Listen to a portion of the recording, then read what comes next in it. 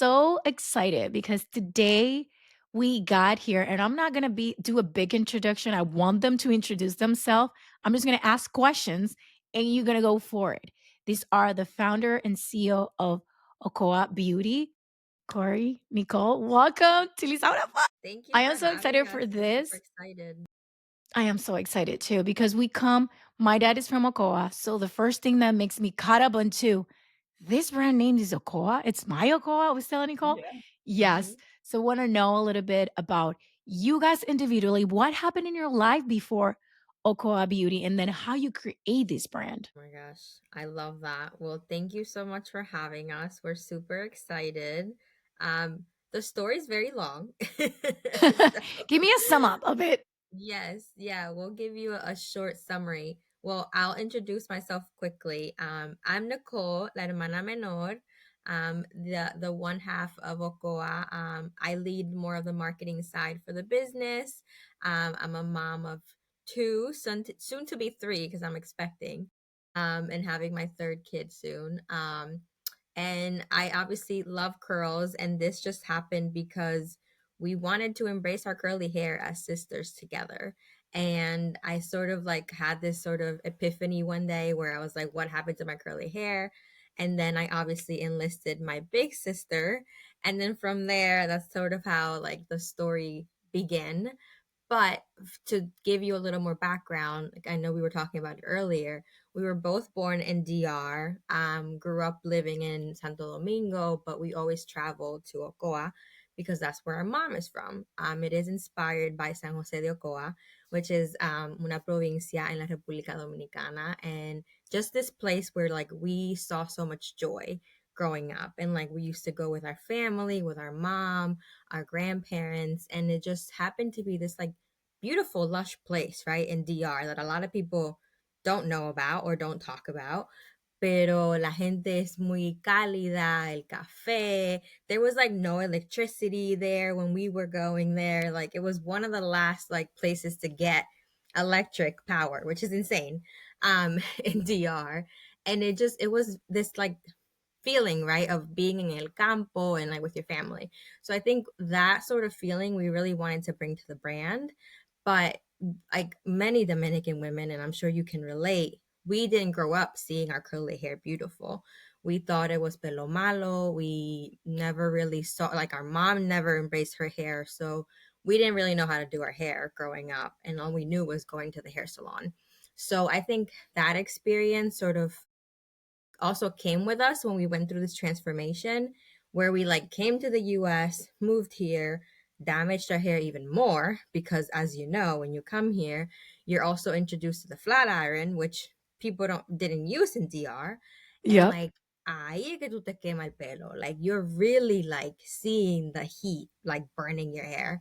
So we really damaged our hair. And so through this journey, we sort of got really curious. And I'm gonna let Cory introduce herself and share more of the story, but that's sort of how it started and how everything was inspired by San Jose de Ocoa. Beautiful, Cory. Cory, how Yeah. do you want me to? Because you know that we speak Spanish, so we say Cory or Yeah. Cory. How is No, it? no, no, no, no. Tú eres Claro que sí. Cory, okay, Cory. reason, what we like our main mission, right? Like the vision behind Ocoa, like, we grew up with this mentality of pelo malo and then coming here and not really having, because at the end of the day over there we were being, we were taking care of our hair in a salon. So we were really actually we had stylists and people who were in a way protecting our hair a little bit more. But then come here and then you're doing your hair by yourself because one, like, you can't afford to go to the salon here the same way that you could in DR. And then you're trying to figure out on your own. You're not applying anything. You don't know what products you're using. And it's like that's where the damage really comes. And that's what happened to us. So we wanted to apply color to our hair. We wanted to do all these fun things. And on top of that, damage with our flat iron at 450. So like that was the extra things that in a way we were really like hurting the health of our hair without even knowing. um so then just fast forward to like when Nicole mentioned that same epiphany that she had, that she said, where's her curls. I had a like a situation that is similar to that about my health. So I had, by that time I was pregnant. It was my first baby. I was at 33 weeks and I was diagnosed with extreme preeclampsia. And I actually discovered what that was there because I didn't know. Nobody in my family knew what preeclampsia was.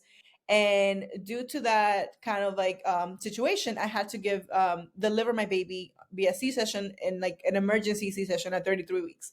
So all of that led me to learn about my health issues, that I had hormone issues, and that, you know, I had to make a change in my life where I needed more of natural alternatives to breastfeeder care, to food, everything. So in that same time, it's just I always believe in perfect timing. Nicole was kind of discovering her Mm-hmm. hair, and then I was trying to look for like a healthier way to live because of my hormone issues. And then it was just that perfect time where we're like, yeah, we're discovering this together as sisters. And that's literally how it started. It just started as a conversation. She said, "Do you know what a curly haircut is?" I'm like, no." And then she was introducing me to all these terms, and we just started to look at what was out there. And in that research, we noticed that, one, we were layering way too many products.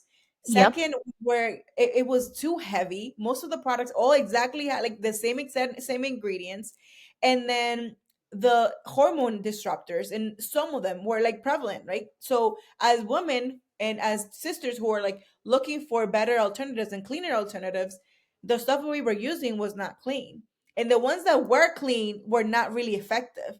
So it was like, okay, there's something here that is missing and we need to find a solution. So really, like, from there I got very curious. Nicole always calls me the curious sister. Mm-hmm. And where I enrolled myself in a formulation course, not because we wanted to start a brand, just because I was curious and I wanted to know what went into formulating products. So it literally started in the kitchen. I literally started just formulating in the kitchen. We created creams, and Nicole was the guinea pig, and I would Mm-hmm. give her stuff, and she would try it. And then we were like, "Oh wow! Like it would be really cool if we could make this like, like for like in a way that's stable, because everything I was making will only last for 4 months. It will get bad." Yes, So yes. yeah, so then we were like, "Oh, it would really really cool if we would get a lab and like actually make this." Mm-hmm. And the story just started there, and it was just that problem that we both had that we knew that we wanted to solve. Well, that's so beautiful because at the end, what was the first product that you were like, "This is it"? Which one was it? The curl cream. So the Mm-hmm. curl cream is our baby. It's our first product, and it's still actually to this day our hero product. Like our products all sell together, and people like bundle them and they love them together. But the curl cream is number one and our bestseller. Mm-hmm. Okay, how do you come from doing it in the kitchen to call this OCOA? Mm-hmm. Like, "Okay, Yes. I'm gonna create this." Okay, and then what's the name of it? How come up with that name? Yeah. So the branding story is also very long, but I'll give you a summary. So actually we didn't start as Okoa. We had a different name. Um our goal, like, we actually started in like 2018, 2019 to start formulating the products. And then because of the pandemic, we were sort of like put behind with everything because obviously the world closed down, right, during the pandemic. So we pivoted to like launching with the one product, which was the hydrating curl cream, and we launched in 2021. But we didn't launch as Okoa because, again, we were very like naive. We didn't really know what we were doing at first, and we didn't have a lot of experience or network in the beauty industry. That took a long time to get to. We 9 months in with the other brand, we had a conversation with a mentor and we were like, we need to rebrand. Like, we need to change everything, bring more of that heritage, because the other brand didn't really mean much. It was just like a name, right, on the label. And it took us like almost a year and a half to rebrand and come up with Okoa and like really bring this heritage aspect that we really wanted to highlight. But at first, we didn't know how to do that. It took that time, right? It takes that experience for you to go through it to like understand if it really is something that you're going to pursue. And like we were like, "Oh no, we really want to do this now." And like we're really going to invest. And through the rebrand was like the first time that we like actually invested like heavily on the business. We're like, we're really gonna bet on this now. It was like before, it was like, oh, this is an idea, we're thinking about it. But like it wasn't until the rebrand that we were like, oh no, we're doing this. Like we are actually launching this, and we want to see it go like nationwide. So yeah. When was the year that you actually say, like, "It's now"? Do you remember the day that you rebrand? Oh Yeah. yeah. Yes. How was that? Tell me about it, I Oh my wanna know. gosh. That was big. That was March 1st of 2023. Yeah, it's I guess 2 years now that we rebranded. It was amazing. I Yeah. mean, we seeing the new packaging, seeing the name, like it was beautiful. Like we finally felt like it was us, like the brand that we actually loved and wanted to see out in the world. So for us, it was like so meaningful, and especially for our mom. Like we were all crying. Like everybody was so like she was so just honored because obviously it's her hometown, but we were also honored because we feel like we're also bringing part of DR with us, right? With OCOA. Yep, yeah, So it was very meaningful. And not only that too, it was also the time that I actually like literally quit my job and said I'm gonna Hmm. go full force on this. wow. So With 3 yeah, kids? 3 I kids have or 2 two. kids? I have Okay. two. We're Two. like, Yes. "I'm all in, I have 2 kids, but this is my business. I'm all in." Yes. Yes. No, That. really, like you have to bet on yourself, and I think that bet on yourself is really what pushes you forward. Because sometimes when you're like, you have a job, right? And I'm not saying that to start anything without your, because your current job is going to be your investment towards that vision and that dream. However, we did see a change, a huge change, Hmm. once we said, okay, at least Corey is gonna go full time, and it was just like a perfect timing for me. It ended up working out. But once I went in full time, that's when we saw traction and momentum with the Coa just Hmm. starting. Hmm. And then, so it was a very scary, moment too. At the same time, like we were rebranding, it was beautiful, everything was great. But then I'm like, wow, like I am really like just gonna depend on this, and we were not paying ourselves. Hmm. So No, it was that's the other part. You think your yes, business is gonna pay you immediately. You're like, oh no, Hmm. no, you're investing money until months and months and months until this go by itself. exactly. Hmm. So then it was even more meaningful to actually think about it now, like 2 years, 2 full years after. It's like that is the actual proud moment. The fact that we decided to actually bet on ourselves and said, okay, this is like really what it's gonna take. And then a year after that, Nicole said, okay, I'm doing it too. And Hmm. that's when we actually saw the change. Like when she did it in 2024, like from there we exponentially grew. And then every year I feel like we took a moment, or like we reached a milestone that got us to the next level and the Hmm. next level. So when we see this business, the first name, yeah, there was another name, but we see it actually starting in 2023 when the rebrand happened. And then 2024 Nicole joined full time, and then 2025 technically we had a team, and Hmm. that's when we really like boom. So like Hmm. all of that together, it was again investing more in ourselves, investing in the dream, and investing in the vision, and that's how we were able to continue to grow.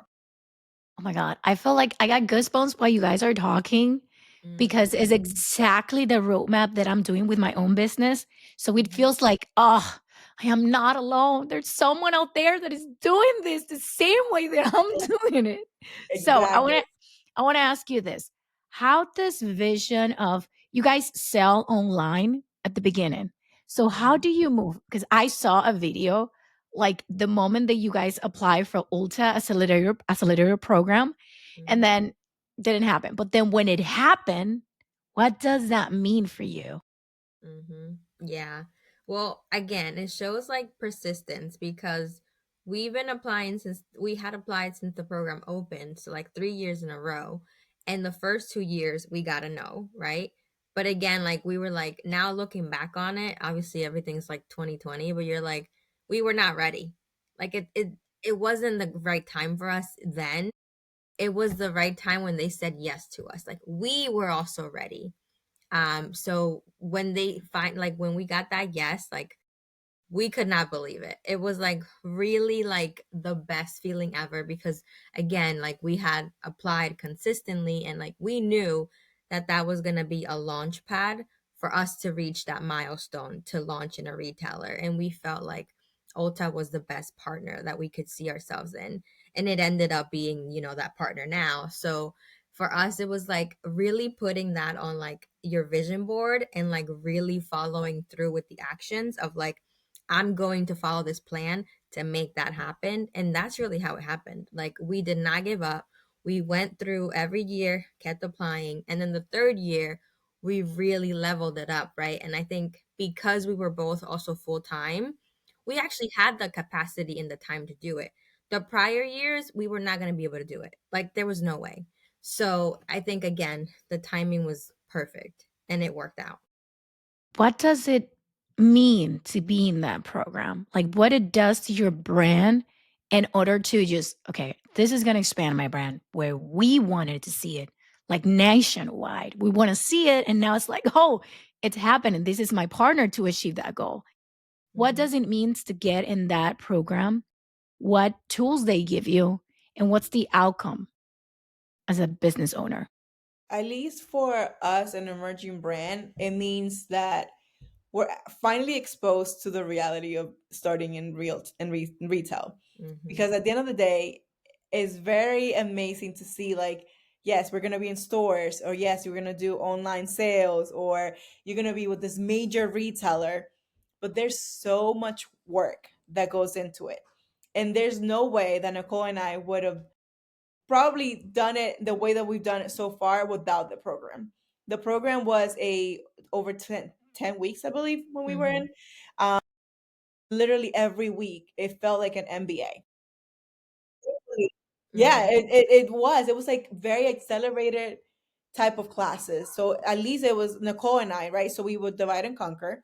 I will focus on going to all the inventory, supply chain, every finance side of the program, and Nicole would do all the marketing, the branding, because you're overloaded with Mhm. information too, right? So like they're sharing so much information and you want to capture everything. So all of that, and even then you still don't use, that's still kind of like a quarter of what the reality is. Like Mhm. they're doing the best they can to prepare you in those 10 weeks, but there's no way you can learn everything in 10 weeks. Mhm. So it really just opened our eyes to, one, be realistic to ourselves, and two, know that we needed to take time to prepare.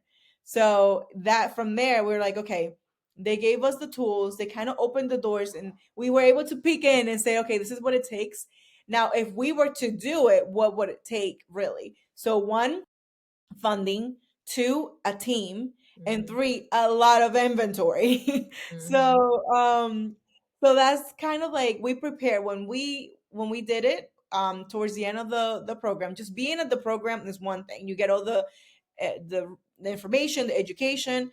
However, you don't get a ticket to launch at Ulta. Like you have to pitch to your merchants, you have to pitch to the executives, and you kind of have to play, like, really explain to them why you belong there.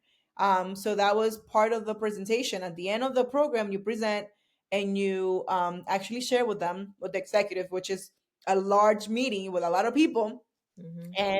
and you kind of just pitching yourself and telling them why you belong. So from there, then they pick the brand and they tell you in December, around December, if you're going to be picked or not for a launch with them. So in December, we knew that that they wanted to move forward. From there, it's like, oh, boots on the ground, everything ready. It's like, what, calling people and be like, we're gonna make this happen, Mhm. and we made it happen. I think the fact that Nicole and I are very persistent, but we also are very hard workers, and we just literally looked for the mentors that were helping us. Like one of our mentor now works with us in supply chain, and Mhm. That's is like, amazing. bringing people in, also building relationships. Like those 3 years was like the momentum that kind of kept like accumulating to build those relationships for open doors for funding, to find the right people, to just ask the right questions. Mhm. So all of that really, like, all those no's were really actually just getting us ready to that yes, and we just didn't know it. How does that feel to be an Ulta right now? What's you guys feeling right now when you see like this is months and months and months and not stopping working because you keep working.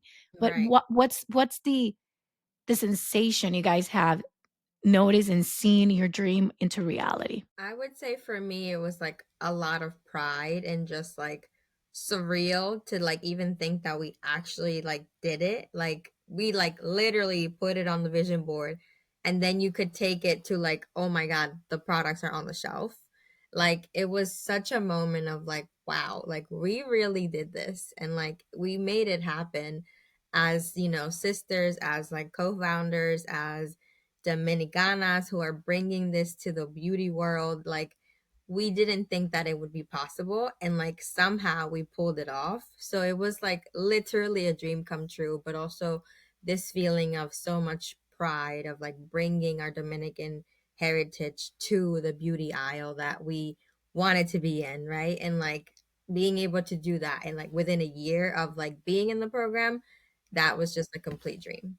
Yeah, I mean, I just have to echo the same thing. Like, I just have a sense of this is really hard. Like, I don't want to make it seem like it's easy. I just want to be super real and vulnerable. Like, it is very hard. You have to learn so many things. You have to think about it very strategically. You need to make sure that one thing is to get there. Like, a lot of people think that to get to the retailer is the hard part, but I think the harder part is to make sure that you're meeting up all the metrics and the goals on a weekly basis, because you're being like looked at every week. Hmm. So one thing is to get in, the second part is to stay in. So for me it's more like, is that extra like pride, because not only representation, but we're two girls, two sisters, who decided to go towards something that it was the unknown. You know, most of the times there are brands that either have experience in the beauty industry, they're actually influencers or celebrities who are making brands with the right key individuals to make them build that perfect team, and that's why you see them blow out of, you know, from overnight. Hmm. But for us, it's really truly from scratch. It's really truly from two people that didn't know. Like, I went to school for finance, Nicole went to school for marketing, but we never worked in the beauty industry. Hmm. So we're like figuring it out. And as we go, it's like literally you're running a plane, you're taking this plane off the runway while you're building it. So Hmm. it's like even crazier. So that representation is super loud right there, right? But we also are immigrants, right? It just Hmm. shows the power of immigrants. We moved here when we were already, I was 14, 13 to 14. Nicole was like about 10 or 11. So we moved here in that really complicated age where we didn't know the language. We had to learn quickly. And a lot of people didn't really set, allow us to dream back then. We were just like, keep it safe, don't be loud, just do your schoolwork, maybe we make it to college, maybe, and then just get a job and just you'll be happy with life. And that's exactly the opposite of what we did. So yeah, we went to school, but we early on realized that we wanted, that we had more in us, that we could go for bigger things. And I think that is the main message that I give anybody. Like, yes, you might think that there's, you know, that dream is impossible, but if you really set your mind and your heart to it, Hmm. you really can accomplish anything.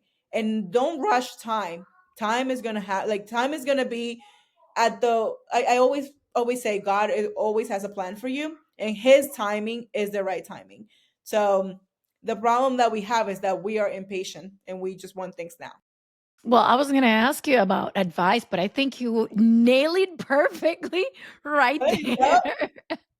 I mean, I honestly believe that immigrants, we do have a different strength, a different wire system, because Hmm. we come from a mindset that we built from 0 to 7.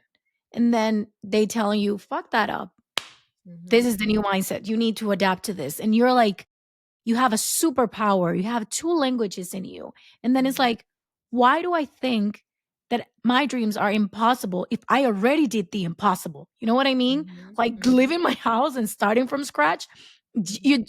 Your life, it's to win from that decision.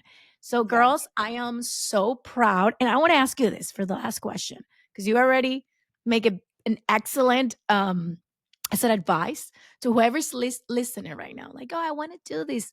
You sure? Okay, I just want to make sure that you have the raw, not the woo woo, the raw. It's going to be Yeah. hard. You have to Yeah. put your mindset in that. So, Mhm. why? What's the name? What's the meaning of Okoa? Because I've read it in your website. And I'm like, how did how did I didn't know this thing? What's the meaning of Like the Okoa? actual meaning of the word. Yeah. Yes, it means a place between mountains in the Taino language. Yes, because actually, if you ever go to Ocoa, which you have, it's like Ocoa is a valley. So that's literally what it means. That it's a valley, you have the mountains, and like that's the place that the Tainos named Ocoa. So for us, it was just so meaningful also to bring that part of our identity as Dominicans too, like that indigenous part that like a lot of people don't really talk about. And I think, again, a place in Dominican Republic that a lot of people don't know about. So for us, it was like this sort of very like just overall pride moment, right? Of like bringing this name to a retailer, bringing it to the beauty industry, and then putting that name en alto de la República Dominicana, right? Trae la bandera con nosotros. Because it was just that important for us to like really show, and also like curly hair, like because we grew up not even loving our curly hair, and like Oh, bringing that right yeah. to the industry and showing a different side of Dominican beauty that is not like we're told to straighten our hair. It's like, no, let's embrace our curly hair, let's embrace our natural beauty and embrace who we're born to be, because you don't have to change who you are, right? To feel beautiful. You just need the right, maybe products for your hair and your curls. So that's really what we wanted to do. And I love that because I did the transition last year. So my curls are curled, very curl.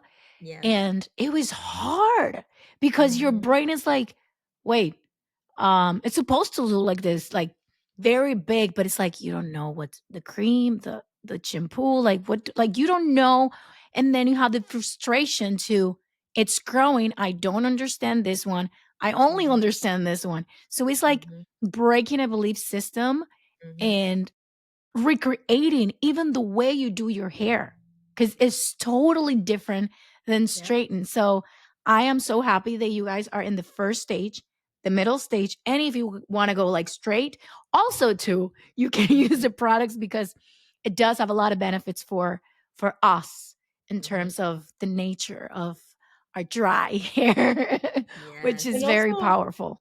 and it's Yeah. also very important for us to bring the fact that we want healthy hair. We don't want stigma around hair. And I think that's like the one message that we want. Like, yes, let's love yourself first. Like, love you first and love everything that you are naturally. And then let's also think about our health. Like, how is our hair growing? How is the health of our scalp? Mm-hmm. So, all of that together, besides, because, obviously transitioning is a hard, period for anybody, Mm-hmm. but also understanding that your hair is, if once your hair is healthy, you can do so many things to your hair. It's just understanding that there is a stop to something, right? Like, you don't want to over straighten your hair, but you also don't want to like never do it again because you're not in like curly hair gel, right? Like, you're like Mm-hmm. still free to do whatever you want. So Mm-hmm. it's all about like what makes you happy, but at the end of the day, it's like make the health of your hair your priority. So there's no stigma around it. It's like, how can we just love the way that we are, but at the same time focus on our health? So that's like the main message that we want to give. I mean, you guys are doing an amazing job. I feel like I every time I see a post and something, it's like my heart get bigger and bigger because I know the roots of this project in terms of where it come from. And it's just it's not in our cards to be in this position. So we're making Mm-hmm. history for all of us that we wants to create this in this country. Mm-hmm. So Mm-hmm. thank you, Cory, Nicole, for this time. And I want to keep encourage you to keep having that energy and that thrive, and then help us, the ones that we're in this side, the ones to build because you got customers, the one which you're selling, but also you have like business owners that are like trying to, wow, they did it. They can help us too. They open doors. They just opened this door for us. So now we got a Mhm. chance to go over there. So Yeah. keep opening doors, keep having that beautiful energy, keep entertaining us into the way that you guys packed. It was hilarious. I was dying when I see your entire family like packing with la bachatica de fondo. And I'm like, that's okay. That's right there. I said it to my dad and my sisters, and we saw it. And I was like, that's OCOA. Like, that's exactly OCOA. So thank you for this podcast. And then that's it. I wish you the best, and God keep opening more doors for you and your big dreams. Thank you for being here. You so much. Thank you. Thank That you so means much a for lot. having us. Always. Well, I'll see you in the next episode. Bye.